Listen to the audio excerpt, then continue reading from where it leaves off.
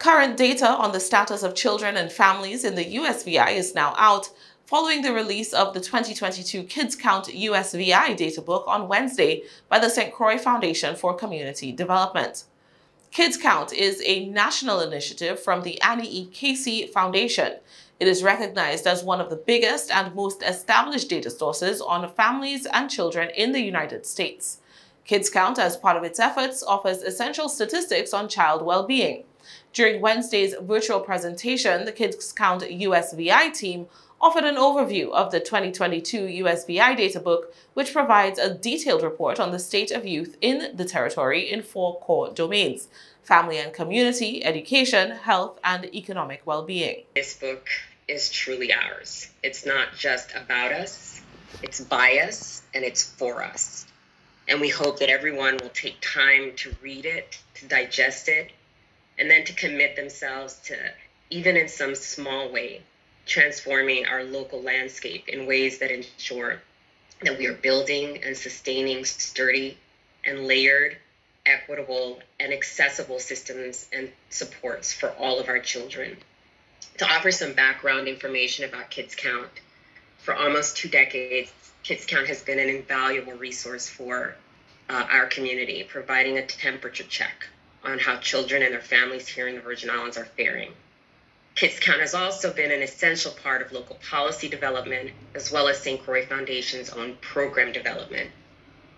Launched by Annie Casey Foundation in 1990, over the past 30 years, Kids Count has become one of the most comprehensive data repositories for state and city governments across the nation.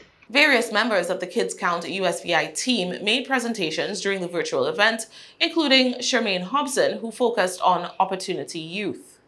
And that's how we get to the definition of opportunity youth. These are children who are engaged, that are not engaged, and are not connected to the experiences and the supports and programs and individuals that they need to help them thrive and succeed in the community. So we have a lot of USVI data. Some of it is stark and some of it is bright.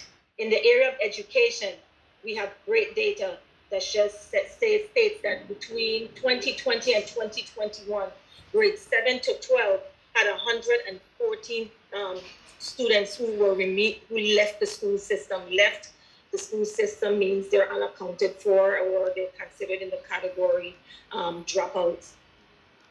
But guess what? In 2019-2020, we had 191. So this is an encouraging decrease for us. And although the 9th grade remains the highest grade level with dropouts, in 2020-2021, it was 29.